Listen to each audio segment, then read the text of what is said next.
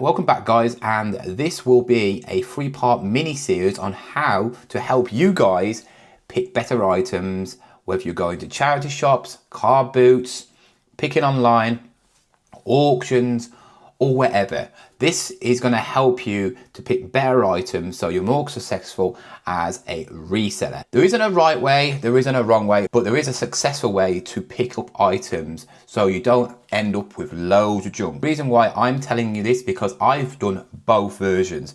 I have filled this room up, filled another room up, filled a shed up of many items which maybe wasn't worth picking up, but also I have done the same and I've picked up many items which have all sold for hundreds of pounds. So I've got the experience to tell you the good ways and the bad ways on how to pick. In this episode, I will tell you how to be successful at car boots, on what items to pick up and what items to avoid. I'll tell you a few little sneaky tricks on how to maybe make more for your money in a purchase from a seller. If you are new to this channel, I'm John and I've been a full-time reseller for 4 years now. I went in straight into full-time. I had some savings, I sold one of my cars, I was a manager at B&M for a short while, and I decided to go deep right into reselling. I started reselling buying return pallets, and then I saw people doing car boots, picking stuff from car boots, which I thought, yeah, that seems a bit more easier because I don't have to pay out lump sums like what you do in pallets. So I got into that and I've been doing it ever since. The main thing of reselling, which we all love, is picking, and it's the part where we all enjoy the most. I don't know one reseller that says, I hate sourcing, I hate going around car boots, I hate going even around charity shops, even though they're poorer and not as good as they used to be. And I'm gonna be telling you how to be successful around car boots today. So I go to car boots probably on a good week, maybe 2 or 3 car boots a week. One midweek one, and then a Saturday one and a Sunday one. On good days, if I feel like it, I'll do 5. Sometimes I've even done 3 on one day. Yeah, that was really hard. I wouldn't advise doing that unless they start at different times, because all these started like 1 hour between each other and I didn't have time to really go around the car boots like you do. This is the first thing you need to learn. You need to find out where the car boots are around you, and what ones are good and what ones are not worth even going to. In my area, I have the same problem, and I would say where I live, there's probably 2, maybe 3 good car boots which I enjoy and I always do well at. The other ones can be very hit and miss due to a lot of Amazon sellers, a lot of fake sellers, a lot of people just selling like food and biscuits, and more like a market rather than a car boot. So you need to find out what car boots are good, go to them, see what they like. If they are mainly just cars, that's what you want, because they are the places where you're going to get really nice items.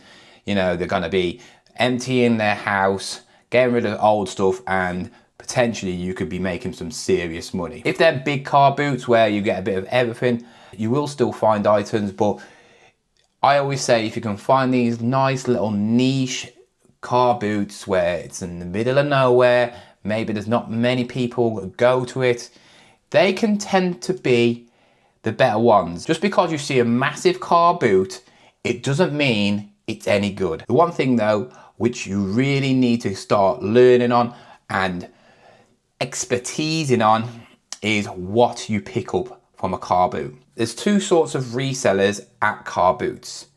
You got the ones where they have the bag, IKEA bag, as you see, and they'll pick up stuff. And then you got the people with the trolleys.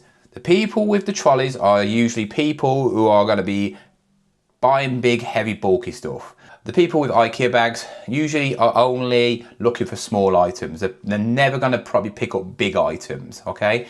Unless they are going back and forth to their car. With me, I'm a bit of both. If I go to a small car boot, always take an IKEA bag or a big bag, because you can get in and out into the little nooks and crannies. You don't have to worry about the trolley getting in the way, and you probably will be able to find stuff that people don't find or look when they've got a trolley. With a trolley, I tend to use them with big car boots. So if I see a car boot that's got line after line after line after line, and then it's miles away from where I parked, I will take a trolley, because if you've got an IKEA bag and have another IKEA bag in there, and then you pick up a hi-fi system, a DVD player, a blender, it's going to do damage to your back, trust me, and you'll be wanting to go straight back to the car. If you had a trolley, stick it in there and you still can go around. Aside from all that, the real reason we're at the car boot is to pick up items. But what items are good to pick up and what items should you never ever pick up? It all depends on what your niche is. Some people are very niche and only like do clothing, maybe do toys, maybe do footwear. And then you got people like myself who buys anything. But when I say buys everything, that doesn't mean I buy completely everything. I won't go to a stall and go, I'll buy it all. No. You gotta make sure that the items you are looking at and buying are actually worth picking up. And I guarantee every reseller who's ever done reselling has picked up bad buys. Maybe because they thought it was worth something and they didn't check, which I always say, if you don't know the item, always check your phone, right? Because yes, it might look interesting, but it could also be absolutely rubbish and no one wants it, right? If it's something you might know about and you've sold recently, great, because you know how much money you're going to get back for it. If it's something that's unique, like I said, check your phone. If you can't find it or it looks something like old, then maybe buy it if it's a good price. Say for instance, it might be a really weird looking vase and you can't find any markers makes on, but it just looks quality, right? Buy it. If it's a fiver, buy it, because it could be worth a couple of £100. But don't get into the habit of buying tons and tons of stuff. If you've been following me for a long time, you might remember where I am now. This room used to be absolutely jam-packed. And then when I was in the other room, it was the same. The shed was absolutely jam-packed. And it was just full of items which I bought because I enjoyed buying, because it's the fun bit of reselling. And I didn't know what I was doing. Yes, in a certain extent I did, because everything really what you do buy, you should make money on it. But some items are not worth buying, if you get me. I buy that for £1 and I can make £3 off it. Yes, I'm making profit, but is it something you really want to be selling? Is it something that you really want to be going around a car boot to make a couple of quid? No. You want to be looking for items where you can triple, quadruple your money, you know. So pick up something for £10 and you can sell it for 40, 50, £60. You know, yes, you can pick up items for £1 and make big money, but you need to obviously know what you're looking for, and that's the biggest thing. Time and time again, I have seen people miss loads of items because they're either niche or it's something because they don't go for. Don't put blinkers on and walk past money, because that's what you're doing. For instance, you go to a table and you see a nice camera. Oh, we all know that cameras make money. Not all of them do. You pick it up, have a look at it. Yeah, how much this? Too much, put it down.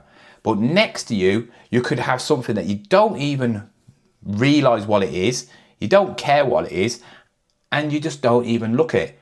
But it's actually probably worth more than the camera, and the seller doesn't know what it is. They'll probably sell it to you for 50p, £1. Time and time again, I see loads of resellers walking past items because they have blinkers on, because They're only looking for games. They're only looking for a Ralph Lauren badge. They're only looking for a vintage 1990s flat Eric because everybody wants one.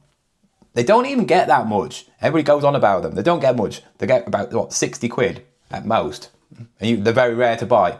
There's bigger plushes out there which can get £400-500, right? If you know what you're looking for. But, for example, I went to a car boot. It's one of my latest videos. I'll put the link at the end of this video. I went to a car boot after I picked up a load of Playmobil from a mate of mine, Ashley, at a car boot a bit further away. And then I came to my local car boot. I was an hour late and I looked at the car boot and it was absolutely rammed. And I straight away was gutted, thinking I have missed loads of stuff and it's all going to be taken by all the resellers. And yeah, I was completely wrong because, yeah, what I just mentioned before, people didn't even look at stuff. The first store I went to, I picked up a load of clothing. If you know me, I'm not a big clothing seller. I do buy it, but I'm not into it. It's a bit boring. I picked up a vintage Fred Perry Harrington coat. I picked up loads of other designer gear, you know, not amazing, but, you know, stuff that I can make 20-30 quid on, some of the items. But one of the bags had some St. John ambulance stuff in, which it was just from their daughter. She was selling it because she never went into it. It was the top, a reversible jacket and the trousers. I didn't know anything about this, but I had sold similar stuff before. I checked out the prices and you're looking around about £20-30 for a uniform. The coat was going for around about £25. I spent £10 and probably could make around about £200 just from that one first stall when I entered this car boot. And that's me not putting blinkers on. People know me. I always say it, I'm not a clothing reseller. But it doesn't stop me not looking at clothing because I'm not putting my blinkers on, because I know clothing is money as well.